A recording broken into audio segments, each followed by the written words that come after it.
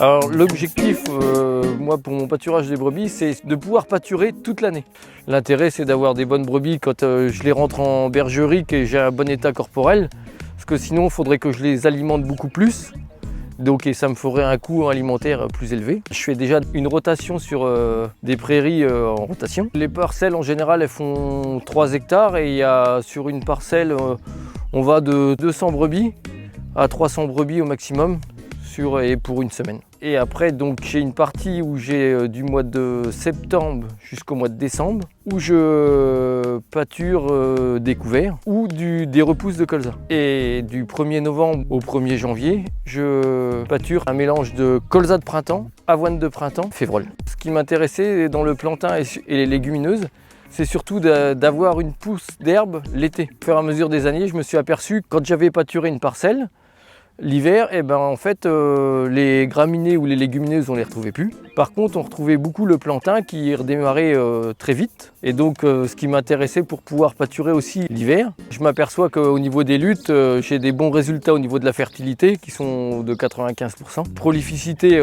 on est à une moyenne de 2,3 avec une productivité de 2. Quand on est dans un système ovin avec de la surface aussi en culture, il ne faut pas hésiter donc à valoriser les temps morts des cultures en semant des intercultures qui permettent de générer de la biomasse à faible coût pour justement assurer du stock d'herbe sur pied. Ça fait économiser donc des jours de pâturage sur les prairies et où ça permet aussi d'économiser du stock de fourrage récolté.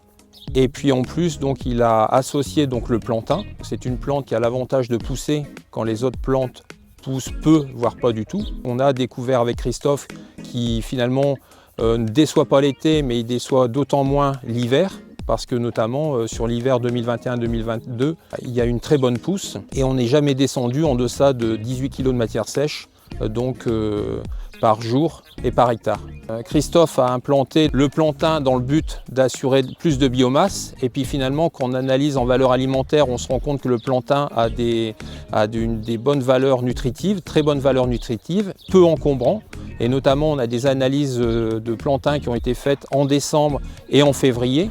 Et pour autant, donc, on est sur des valeurs de 15 de MAT, 0,96 unités d'encombrement et puis 1,10 en UFL. Donc je veux dire, c'est un fourrage très très riche. Donc c'est aussi bon qu'un concentré du commerce et qui coûte peu cher, sachant que l'herbe coûte 4 fois moins cher qu'un fourrage conservé et 10 à 15 fois moins cher qu'un aliment du commerce.